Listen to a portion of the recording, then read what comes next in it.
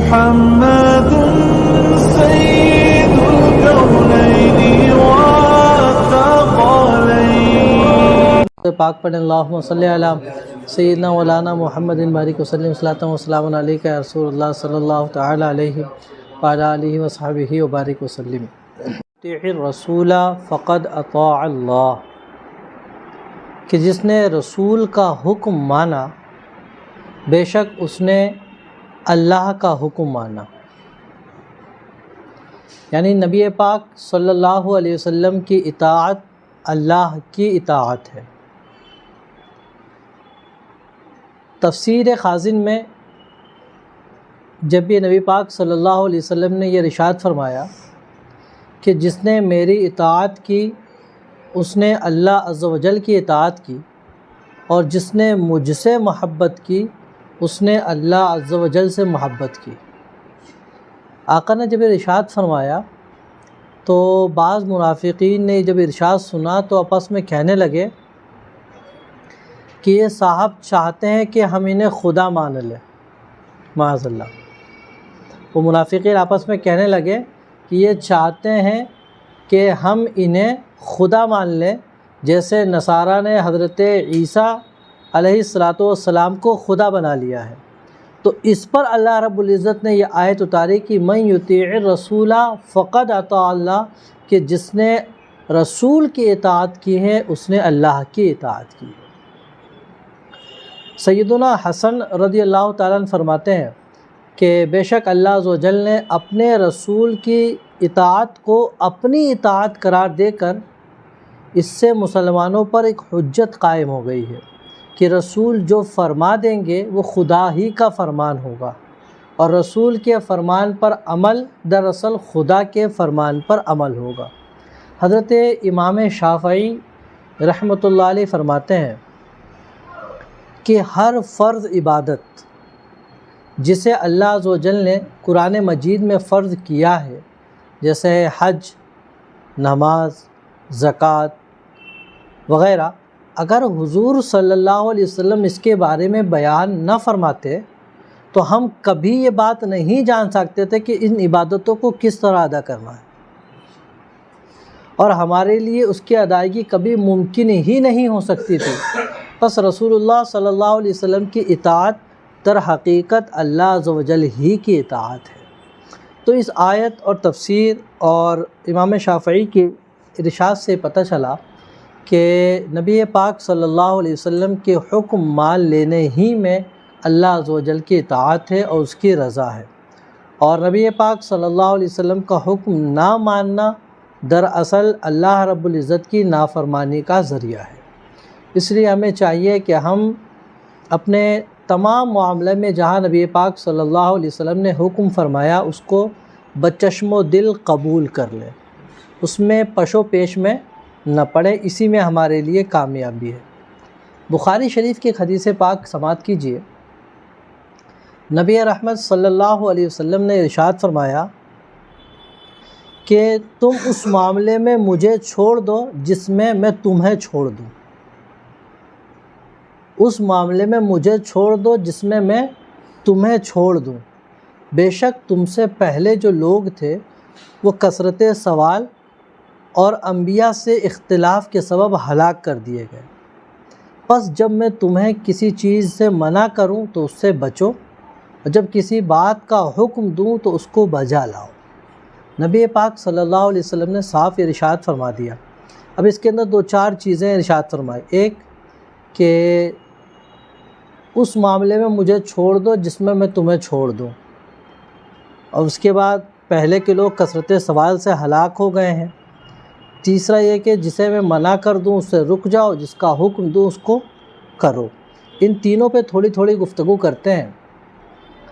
علامہ ابن حجر عسقلانی فرماتے ہیں دراصل یہ جو حدیث پاک ہے اس کا یوں ارشاد فرمایا کہ حضرت ابو ہریرہ سے مروی ہے کہ نبی پاک صلی اللہ علیہ وسلم ہمیں خطبہ دیتے ہوئے ارشاد فرمایا، اے لوگو، اللہ عز و جل نے تم پر حج فرض کر دیا ہے، پس تم حج کرو.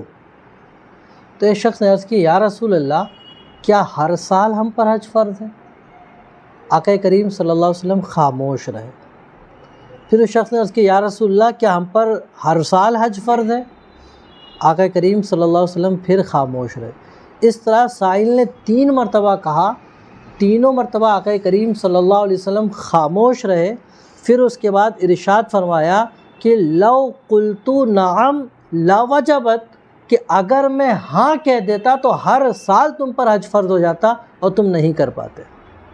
تو اس سے پتہ چلا کہ نبی پاک صلی اللہ علیہ وسلم کو اللہ نے یہ اختیار دیا ہے کہ جس چیز کو چاہیں فرض کر دے، جس چیز کو چاہیں واجب کر دے، اور جتنی بار چاہیں اتنی بار واجب کر دے۔ اللہ رب العزت نے یہ انہیں اختیار عطا فرمایا ہے۔ اس کو کہتے ہیں تشریعی اختیار، یعنی حکم شرع جائز ناجائز حرام مکروہ اس سب کو جائز کرنا یہ بھی نبی کے اختیار میں ہے، اور کائنات میں تصرف کرنا یہ بھی نبی کے اختیار میں ہے۔ اسی کو شاعر نے کہا ہے کہ میرے سرکار سا کوئی نہ ثانی ہے نہ سایہ ہے، جہاں میں آپ سا کوئی نہ آئے گا نہ آیا ہے، اور انہی کے ہاتھ میں کنجی ہے قدرت کے خزانوں کی، انہی کے ہاتھ میں کنجی ہے قدرت کے خزانوں کی، انہیں اللہ نے کونین کا مالک بنایا ہے، انہیں اللہ نے کونین کا مالک بنایا ہے۔ تو گفتگو کرتے آقا نے یہ ارشاد فرمایا کہ تم اس معاملے میں مجھے چھوڑ دو جس معاملے میں میں تمہیں چھوڑ دوں۔ اس کے تحت علامہ شیخ عبدالحق محدث دہلوی فرماتے ہیں کہ یعنی مجھ سے یہ سوال نہ کرو کہ کتنا اور کیوں، کہ کتنا کرنا ہے اور کیوں کرنا ہے، جب تک میں خود بیان نہ کر دوں کہ اتنا یا یوں کرنا ہے۔ یعنی جتنا میں کہہ دوں اس پر تم عمل کرنا شروع کر دو۔ اگر میں مطلق حکم دیتا ہوں، کوئی قید نہیں لگاتا ہوں، تو مطلق عمل شروع کر دو۔ اگر کسی چیز کی تعیین کرتا ہوں تو اس تعیین پر عمل کرو، کیونکہ اللہ نے مجھے شرعی احکام پہنچانے ہی کے لیے تو بھیجا ہے، تو جو حکم ہوگا وہ تمہارے پوچھے بغیر بھی میں تم تک پہنچاؤں گا۔ تو یہ مطلب ہے کہ اگر میں تمہیں کسی معاملے میں چھوڑ دوں تو تم بھی مجھے اس معاملے میں چھوڑ دو۔ دوسری وجہ آقا نے ارشاد فرمایا تم سے پہلے کے لوگ کثرت سوال کی وجہ سے ہلاک ہو گئے۔ جیسے قرآن مقدس میں آپ دیکھیں گے تو جو پہلا پارہ ہے اور دوسری صورت سورہ بقرہ، اس میں جو سورہ بقرہ ہے دراصل وہ کثرت سوال ہی پر تو مشتمل ہے، ورنہ اتنا لمبا واقعہ ہوتا کیوں؟ دراصل ہوا یہ کہ حضرت موسیٰ علیہ السلام کے زمانے میں ایک شخص تھا، وہ بہت مالدار تھا، اور اس کا ایک رشتہ دار تھا، اس کو اس کے مال کی لالچ ہوئی، لیکن یہ سوچا جب تک یہ مرے گا نہیں تو مال وراثت مجھے ملے گا نہیں، اور معاملہ یہ ہے کہ اگر میں اسے قتل کر دوں تو قاتل کو وراثت نہیں ملتی ہے، قاتل کو وراثت نہیں ملتی ہے، لیکن پھر بھی مال کی لالچ میں اس نے قتل کر دیا اپنے چچا کو، اور قتل کرنے کے بعد سنسان علاقے میں ڈال دیا، اور صبح خود ہو کر حضرت موسیٰ علیہ السلام کی بارگاہ میں پہنچ گیا کہ میرے مورث کو کسی نے قتل کر دیا ہے، مجھے تو اس کا قصاص چاہیے۔ تو جب تفتیش کی کہ بھئی کس نے قتل کیا ہے، کس نے قتل کیا ہے، اب ظاہر سی بات ہے چور خود چوری کر کے ڈھونڈنے لگ جائے گا، سامان کہاں ملنے والا ہے؟ تو وہی معاملہ ہوا کہ خود قتل کر کے ساتھ میں وہ خود ہی گھوم رہا ہے، قاتل کو تلاشیں، قاتل تو خود ساتھ گھوم رہا ہے، قاتل کہاں ملنے والا؟ تو حضرت موسیٰ علیہ السلام نے اللہ کی بارگاہ میں عرض کیا، تو وہاں سے ارشاد ہوا کہ انہیں حکم دو کہ ایک گائے قربانی کر دیں۔ مطلق حکم تھا کہ ان تذبحوا بقرہ، ایک گائے قربان کر دو۔ موسیٰ علیہ السلام نے بتایا ایک کام کرو، ایک گائے قربان کر دو، قاتل کا پتہ چل جائے گا۔ تو اب انہوں نے کثرت سوال اب شروع کیا، پوچھا وہ گائے کیسی ہونی چاہیے، بوڑھی ہو کہ جوان ہو کہ کیسی ہو؟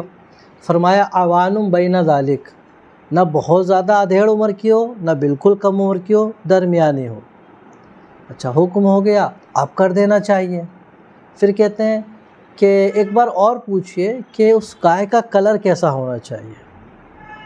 پھر اور حکم آیا کہ وہ پیلی کلر کی ہو، اور ایسی پیلی کہ دیکھنے والے کی نگاہیں چوندھیا جائیں بالکل، تو پھر بولے اور پوچھئے کہ وہ گائے کیسی ہونی چاہیے، ابھی ہم کنفیوز ہو گئے ہیں، سمجھ میں نہیں آ رہا، اور گائے ہم پر مشتبہ ہو گئی ہے، اب کی اگر بیان آئے گا تو اِنَّا اِنشاء اللہ لَمُہْتَدُونَ، ہم ضرور ہدایت پائیں گے۔ تو انہوں نے انشاء اللہ کہا، تو پھر بتایا گیا کہ وہ ایسی ہو جس سے کوئی کام وغیرہ نہ لیا گیا ہو، عمر ایسی ہو، کلر ایسا ہو، کہ ہاں اب ہم سمجھ گئے ہیں۔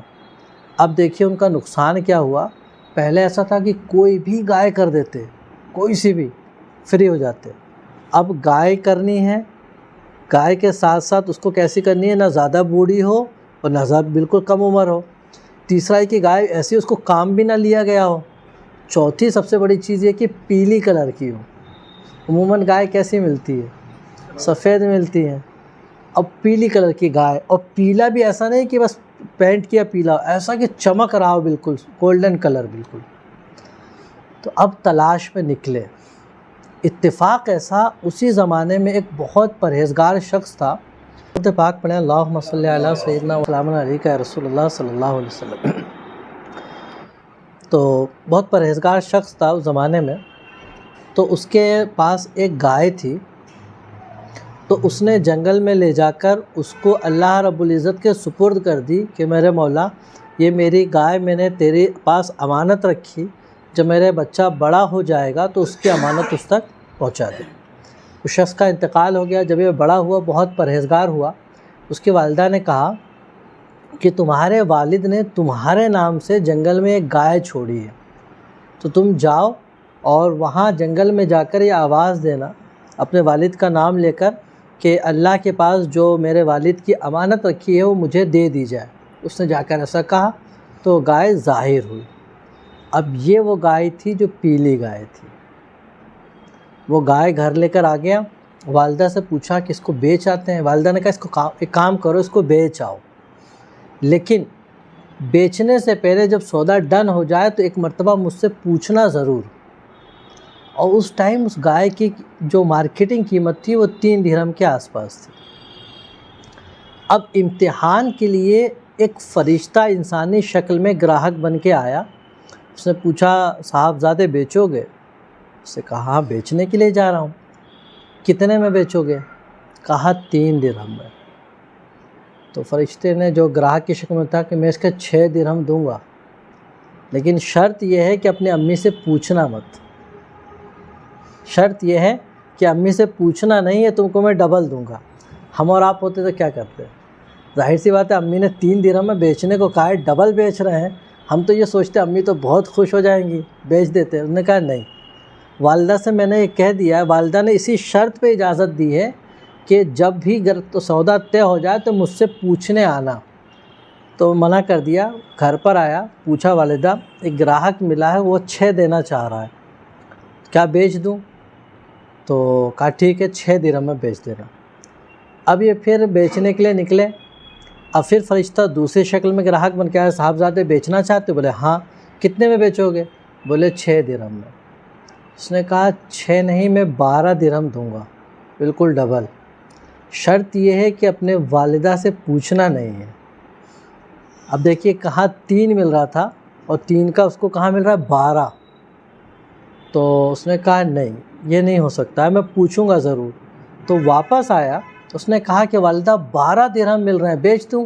اس نے کہا کہ ہاں بیچ دینا 12 درہم میں۔ نہیں، اس نے کہا 12 درہم مل رہے ہیں تو کیا بیچ دوں؟ تو والدہ سمجھ گئی کہ یہ خدا کی طرف سے کوئی آزمائش ہے۔ تو والدہ نے کہا اب کی اگر ملاقات ہو جائے تو یہ پوچھنا کہ اس گائے کو بیچنے کا حکم ہے کہ نہیں ہے، اس کے بعد معاملہ دیکھا جائے گا۔ پھر صاحبزادے بیچنے نکلے، گراہک کی شکل میں وہ ظاہر ہوئے، تو اب مول بھاؤ کرنے کی بجائے اس نے یہ پوچھا کہ آپ یہ بتائیں کہ اس کو ابھی بیچنے کا حکم ہے یا نہیں ہے۔ اب فرشتے جو انسانی شکل میں تھا اس نے کہا ابھی اس کو مت بیچو، بنی اسرائیل کے فلاں قوم سے لوگ آئیں گے، اس کی خریداری کے لیے اس وقت تم اس کو بیچنا کتنی قیمت میں؟ پہلے 3 درہم مل رہا تھا، پھر 6، پھر 12 درہم مل رہے تھے۔ اگر والدہ کی بات نہیں بھی مانتے کتنا فائدہ ملتا؟ ڈبل یا 2 گنا زیادہ مل رہا تھا۔ والدہ کی بات مانی، اطاعت والدین کیا، کتنا مل رہا ہے؟ بولے جب اس وقت وہ لوگ آئے تو اس کو اتنے درہم بیچنا، بولنا گائے کی کھال بھر کے سونا لوں گا تب بیچوں گا، گائے کی کھال بھر کے سونا۔ اتفاق ایسا ہوا، اب وہ لوگ پریشان تھے بھائی، ساری چیزیں پوچھ چکے تھے، گائے ایسی ہو ویسی ہو، معلوم کرتے کرتے آ گئے کہ فلاں جگہ گائے ہے۔ پوچھا کتنے میں بیچو گے؟ بولے گائے کی کھال بھر کے سونا لیں گے تب بیچیں گے۔ اب مرتا کیا نہ کرتا، وہاں سے بھی موسیٰ علیہ السلام سے ضد کرتے کرتے اتنی ریکوائرمنٹ بڑھوا چکے تھے، تو اب انہوں نے مجبوری میں گائے کے کھال بھر کر سونے وہ گائے بکی، اور پھر یہاں وہ گائے لائی گئی۔ تو یہاں لانے کے بعد یہ ہوا، جب گائے ذبح کی گئی اس کے بعد اس کے گوشت کے ٹکڑے سے اس مردے کو مارا گیا، مردہ بیدار ہوا، اس نے بتایا اسی نے تو مارا ہے مجھے۔ تو نہ خدا ہی ملا نہ وصال صنم، نہ یہاں کے رہے نہ وہاں کے رہے۔ تو اس سے چند ایک باتیں پتہ لگی۔ ایک یہ کہ لالچ کبھی بھی پھلتا نہیں ہے۔ فقہ کا ضابطہ ہے من استعجل بشیء قبل اوانہ حرم، کہ جو کوئی چیز اس کے وقت سے پہلے طلب کرے تو محروم کر کے اس کو اس کا نتیجہ دیا جاتا ہے۔ اب بھائی میراث آپ کو کب ملے گی؟ جب مورث مرے گا تو ملے گی، آپ نے اس کو مار کر جلدی چاہا اس لیے آپ محروم ہو گئے۔ دوسرا یہ کہ جب اللہ اس کے رسول کا کوئی حکم آ جائے تو اس میں اب چوں اور چیرا نہ کریں، اس میں کرید نہ کریں۔ اس کی وجہ کہ جب کرید کرنے جاؤ گے تو نقصان اللہ اس کے رسول کا کچھ نہیں ہونا، مشقتیں تمہارے لیے بڑھنی ہیں، اور دیکھ لیے بڑھتی چلی گئی، اور یہاں تک کہ نتیجہ کیا نکل آیا۔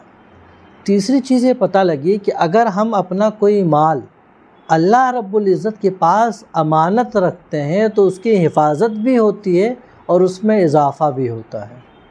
جس طرح سے اس کے والد نے گائے رکھ دی چھوٹے، وہ بڑی بھی ہوئی، اس کی حفاظت بھی ہوئی، اور اس شان سے اس کا انتظام ہوا۔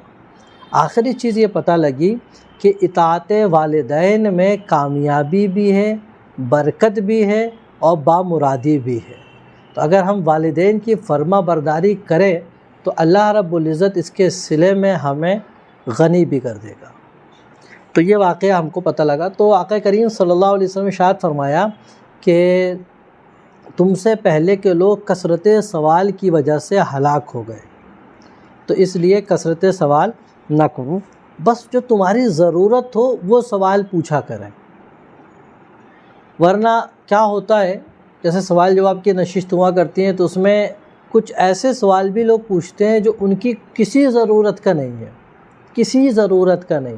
جیسے قربانی میں ایک مسئلہ آیا تھا کہ حضرت ابراہیم علیہ السلام نے جو دمبا ذبح کیا تھا تو پھر وہ گوشت کہاں چلا گیا؟ تو بھائی ایک بتائیں، اس کو معلوم کر کے آپ کیا کر لیں گے؟ قورمہ بنائیں گے اس کا اگر آپ کو مل گیا تو اس طرح کی چیزیں آپ کو پوچھ کے کیا فائدہ؟ پوچھیں وہ جس کا آپ کو دین میں یا دنیا میں یا آخرت کے لیے کوئی فائدہ ہو، اس میں آپ کی بھی عافیت ہے اور سامنے والے کے لیے بھی آسانی اسی میں ہے۔ اسی لیے آقا کریم صلی اللہ علیہ وسلم نے ارشاد فرمایا تم سے پہلے کے لوگ کثرت سوال کی وجہ سے ہلاک کر دیے گئے ہیں۔ اچھا، علامہ احمد یار خان صاحب نعیمی اس حدیث کے تحت فرماتے ہیں کہ جب میں تمہیں کسی بات کا حکم دوں تو اسے اپنی طاقت کے مطابق بجا لاؤ۔ تو فرماتے ہیں یعنی جو احکام شرع ہے عمل کرنا اس پہ فرض ہے، اور جو منع کی ہوئی چیزیں اس سے بچنا بھی لازم ہے۔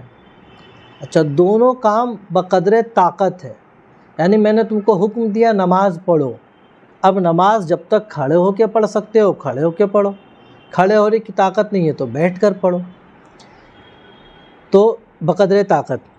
اس سے کیا معلوم ہوا کہ اگر کوئی چیز فرض ہو یا واجب ہو اس کے لیے بھی حکم چاہیے، اور کوئی چیز جس سے شریعت نے منع کیا ہے اس سے بھی نبی کا حکم چاہیے۔ کوئی ایسی چیز جس کے بارے میں حکم نہیں دیا گیا اور نہ اس سے منع کیا گیا تو وہ فی نفسہ ہی جائز ہوتی ہے۔ اب اگر کوئی کہہ دے کہ نبی نے منع نہیں کیا، اس کا مطلب وہ غلط کہہ رہا ہے، کیونکہ منع کے لیے بھی نبی پاک صلی اللہ علیہ وسلم کا ارشاد یا دلیل چاہیے، اور واجب ہونے کے لیے بھی دلیل چاہیے۔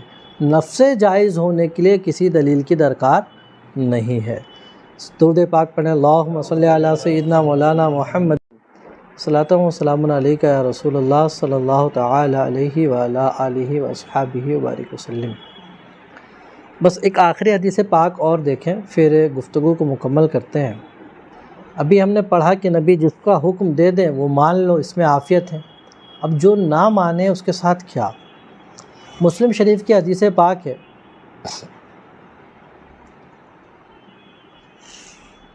حدیث پاک ہے ان رجلا اکل عند رسول اللہ صلی اللہ علیہ وسلم بشمالہ، کہ نبی کریم صلی اللہ علیہ وسلم کے پاس ایک شخص بائیں ہاتھ سے کھا رہا تھا، الٹے ہاتھ سے۔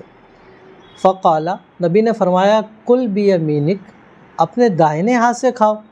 فقال، اس نے کہا لا استطیع، میں نہیں کھا سکتا۔ آقا نے ارشاد فرمایا لستطعت، تم نہیں کھا سکتے۔ راوی کہتے ہیں ما منعہ الا الکبر، کہ اس کو جو منع کیا اس نے صرف تکبر اور غرور کی وجہ سے منع کیا۔ تو راوی کہتے ہیں فما رفعہا الی فیہ، تو جب تک وہ زندہ رہا کبھی بھی اس کا وہ داہنا ہاتھ منہ تک نہیں اٹھ پایا ہے۔ تو نبی پاک صلی اللہ علیہ وسلم کے حکم کی خلاف ورزی کرنے کے نتیجے میں اس کو یہ وبال سامنے آیا ہے۔ محدثین فرماتے ہیں کہ یہ تکبر کا وبال ہے، کہ اس نے جو کہا تھا کہ میں نہیں کھا سکتا، دراصل اس کو طاقت تھی، اس کے باوجود بھی بطور تکبر اس نے اطاعت نبوی سے روگردانی کی، نبی کے حکم سے روگردانی کی، اس کی سزا اس کو یہ ملی ہے۔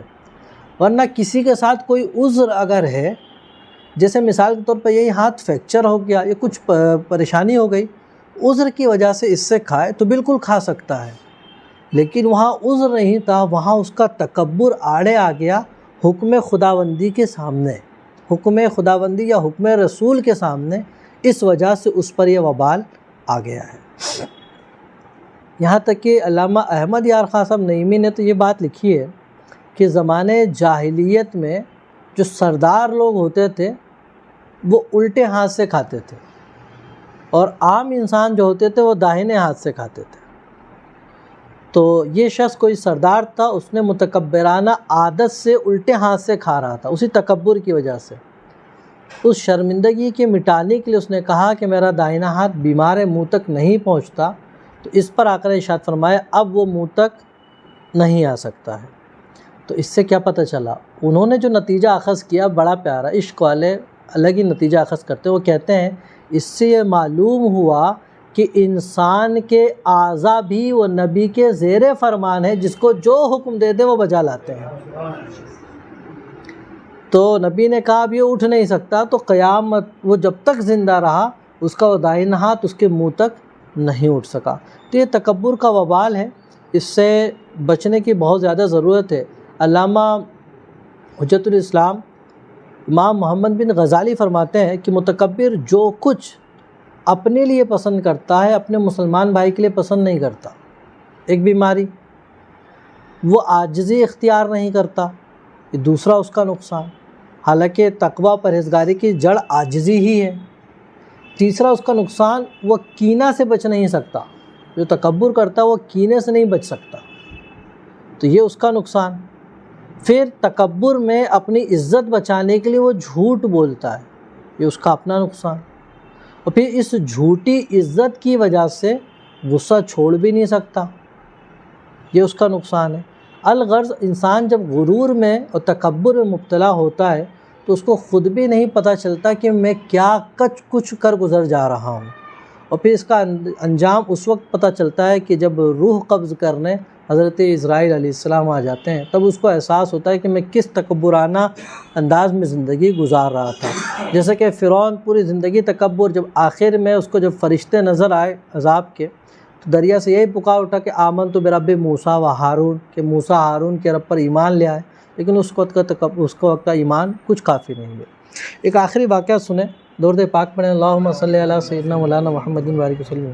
یہ بھی احیاء العلوم کا واقعہ ہے کہ بنی اسرائیل کا ایک شخص آوارہ اور بدچلن مشہور ہو گیا تھا کہ یہ ایک دم آوارہ آدمی ہے۔ تو ایک مرتبہ ایک بہت بڑے عبادت گزار کے پاس سے گزرا. عبادت گزار اتنا بڑا تھا وہ کہ خدا کی طرف سے اس کے سر کے اوپر بادل سایہ کیا ہوا تھا، اتنا بڑا پرہیزگار آدمی. تو گناہ گار نے یہ سوچا یار میں انتہائی گناہ گار ہوں، بہت گناہ کیے ہیں، اور یہ اتنا بڑا عبادت گزار آدمی ہے بھائی، اگر میں اس کے پاس بیٹھ جاؤں اس امید سے کہ اللہ عز و جل مجھ پر بھی رحم فرما دے، جب اس پر کرم ہوگا رب کا تو اس کے صدقے مجھ پر بھی کرم ہو جائے گا، اس امید سے وہ پاس جا کر بیٹھ گیا. وہ پاس جا کر بیٹھا نا تو عابد کو اس کا بیٹھنا بہت ناگوار گزرا کہ یار اتنا بدمعاش آدمی یہاں کے بیٹھ گیا، بہت ناگوار گزرا.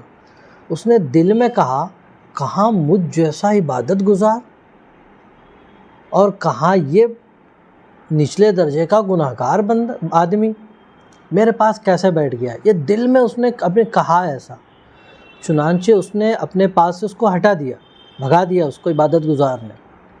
اس پر اللہ عز و جل نے اس زمانے کے نبی کو وحی بھیجی ہے کہ ان دونوں سے آپ فرما دیجئے کہ وہ اپنے عمل نئے سرے سے شروع کر دیں.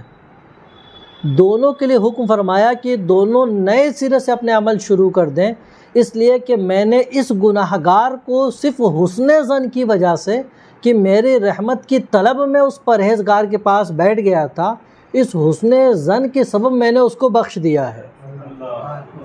اور یہ عبادت گزار اپنی عبادت پر تکبر کر رہا تھا، اس تکبر کی وجہ سے اس کی عبادت میں نے ضائع کر دی ہے.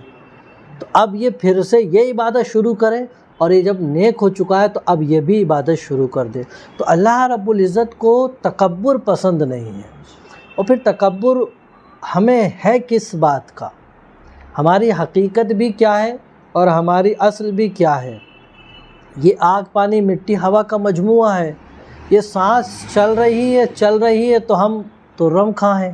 یہ ابھی جھٹکے میں سانس رکی تو محتاج اس چیز کے ہو جائیں گے، کوئی اٹھا کے ہاتھ ہمارا ادھر کرے گا، کوئی ہمیں یوں پلٹائے گا، کوئی یوں نہلائے گا، اور یہ حیثیت ہو جائے گی کہ ہم کو لپیٹ کر پھر جا کر مٹی میں ڈال دیا جائے گا.